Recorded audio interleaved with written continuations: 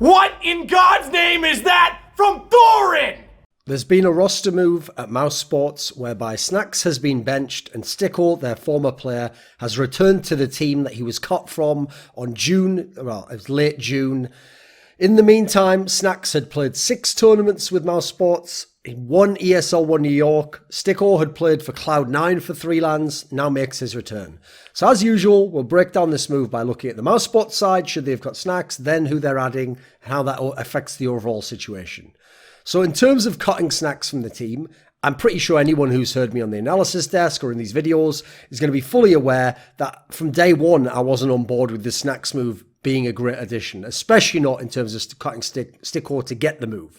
So I think it's the right move quite clearly, actually. First of all, statistically, Snax has performed quite poorly, actually, not at the level he'd hoped for. He couldn't adapt his game to Mouz Sports. Like, he still tried to play like the Snax of old in Virtus Pro, and it just wasn't particularly effective, and he wasn't in anywhere close to a star-level form. There were, quite frankly, no indications from how he played here and how he played for his last 6 to 9 months in Mouz Sports that he ever can be a star player again on the scale that we remember in the past, and so vividly and fondly, no doubt. Then you've got to add in, they pointed out themselves, Sonny in a HLTV.org interview, that having Snax but not STYKO meant, okay, it wasn't Snax's fault, but STYKO brought a lot more in terms of communications, which then has a knock-on effect on chemistry and how the team player elements of the game work, that having Snax couldn't make up for, and actually meant you were overall at a deficit for, because that's what STYKO brought to the team. Then you got to look at the fact that with Mouz Sports having Snax, their map pool went completely to shit. They basically had no strong map pool. There wasn't a single map you could have called them top 5 in the world on, or at least they would only be borderline. They had a lot of maps they could play, but they weren't very consistent on them, hence why they kept going out of tournaments with such poor placings. Generally, I even think the fact that their map pool went to shit and they didn't have consistency showed up in how they played. Like, you saw them gamble a lot more on the CT side, gamble a lot more with double ops, quite frankly, as well. The old Mouz Sports, everyone's role made sense. Everyone played their role to some degree well. And as a result, it had a strong overall team effort.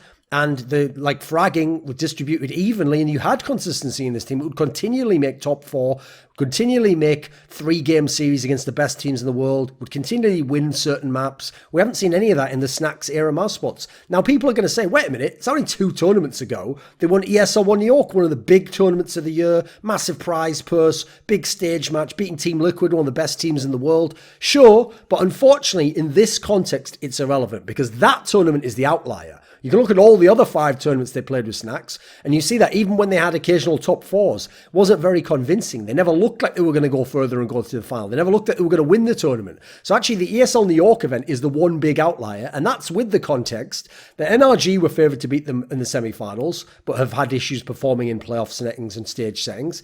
Then they made it to the final, where Team Liquid basically had them banged to rights a couple of times, most notably in that Game 4, and to some degree helped Mouz Sports win that tournament. So it's not like Mouz just played incredibly and won the tournament entirely on their own merits.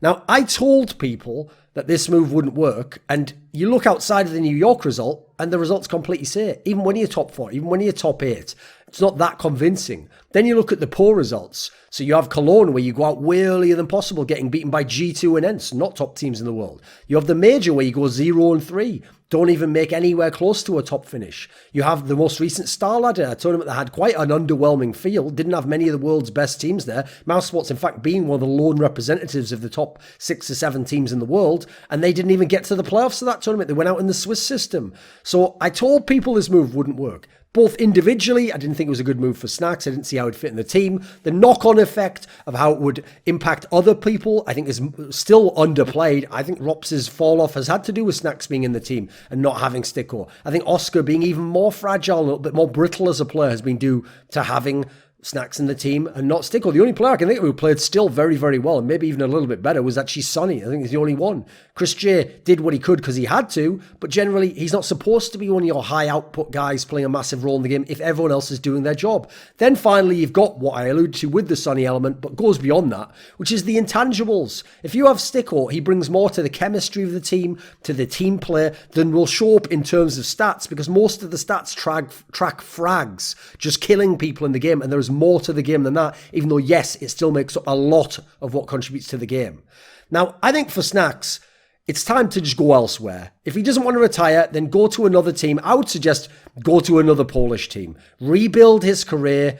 If he goes to another squad, he can be a star player on that squad. He can find players who fit around him. He can get the team to mold to him, and then he can see where his level's at. Quite frankly, I don't see at this point in time another international team that he's going to get onto. Like, first of all, his individual level is questionable. His English, quite frankly, wasn't really particularly good, so I don't really see that he has a space on any of those teams. And also, he's now got this reputation that he's a bit of a complainer when things don't work, and that he's seemingly stubborn and wants things to go his way. So that doesn't help you either. And your most recent showing, yeah, you still won New York, but people aren't going to give you a lot of the credit for that. And quite frankly, I think rightly so. I think he was arguably the worst player in mouse sports during this time. STYKO's return. Okay, this is sort of the right move, because on one level, I did think that STYKO was unfairly cut. There's reasons why you could have cut him, but those are not the reasons they actually chose to cut him. And anyone go, well, how do you know? I know these players personally. You do not. You have to go on press releases. I don't. I can actually go and talk to people. I can talk to people who know them. I can talk to other people in the scene and find this information out. So mouse sports learned the lesson they should have, which is that STYKO brought more to the team than just fragging people. And it didn't matter if you could get someone who's a better fragger on paper. The rest of what STYKO brought would be lost, and therefore the team would unravel, as it did. Unfortunately, though, their solution wasn't to learn the lesson and then find a player like STYKO but better. It was just to wind the clock back and run this lineup all the way back to the one that we had before, whatever it was, late June, when STYKO was still in the lineup. Now, I can see how that could work on some level. Like, okay, they had started to drop off at the end there, but some of that was knowing that they were going to make moves, knowing some of the players knowing that they weren't going to play with someone, so you might not play as well. The player himself knowing he isn't going to play in your team very long, that's going to kill his confidence. So bringing STYKO back, okay, I do think it will bring back some of the comms. He has a very good mentality, but crucially, if they want to make any progress on where they were or get back to where they were at their peak early in the year, both STYKO himself needs to have a kind of a thicker skin and understand that if he's going to get criticised, who gives a fuck? He gets to be in mouse sports and potentially win tournaments and be one of the best teams in the world. And the team around him needs to stop blaming him and understand that if you got him in the team, you got him in the team to do these specific things, and that he's contributing more than just frags. Because actually, it was the negativity towards him at the end that I thought made his game absolutely tank and nosedive. And then he was going to get cut no matter what, and probably at that point, justifiably so, because I don't know how you turn a guy's mentality around. It's one of the most difficult things to work with, the human mind. Now, I do think that bringing in STYKO still has that intangible effect of helping others. It might help out Oscar because he's going to create space for him. He's going to do things for him. He's going to drop guns for him. That's definitely going to be a great positive. Will it help out Sonny? It'll help out in terms of comms, it seems like, or maybe some of the nades, but I don't think it's necessary. I think Sonny's not a good enough player, complete enough player. He's going to be great no matter what. I think Rops is the guy that will be benefiting a lot from this. Without Snax, without anyone who's going to try and take any space or star role within the team, I think Rops can now reassert himself as a top player, and that's when that trio of players is on, is when mouse sports is at their most dangerous and at their most consistent. Chris J, I think, gets the supportive element here, gets someone else to help him with the baseline of team play and tactics. That's also pretty good. I think that's what's going to make the map pool come back online and be legitimate. Sure, there were some issues for STYKO. Like, towards the end, the fragging was unexcusably poor. He had confidence issues. Again, not something you fix overnight.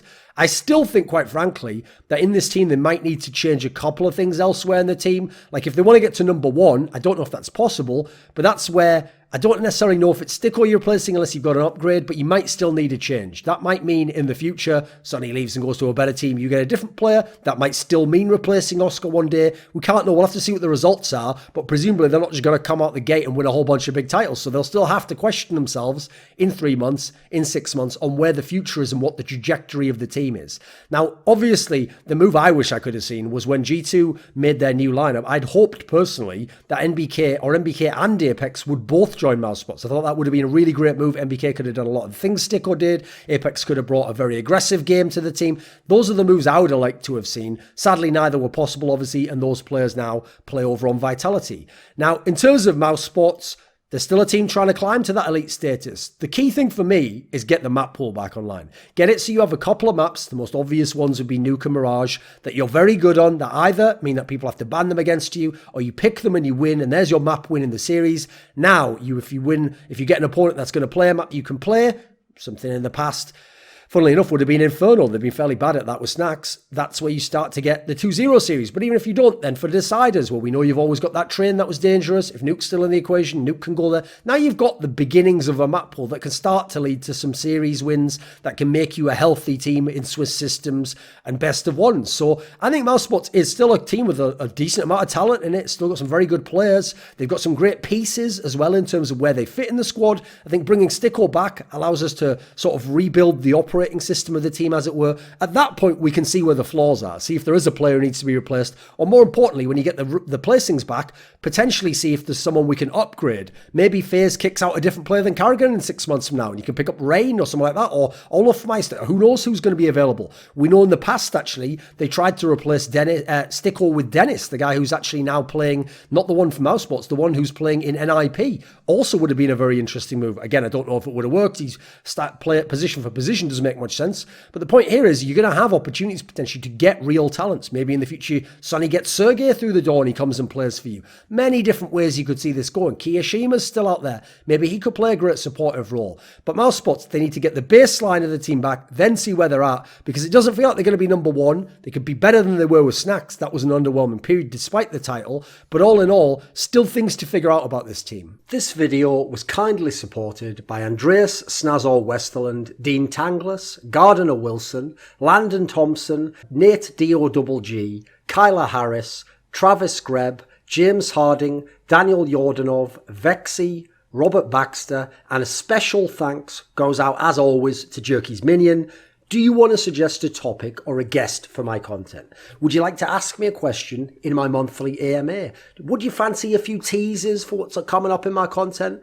How about taking part in an esports discussion with me? Well, put your money where your mouth is and join the Scrilluminati today at the Patreon link in the description box below.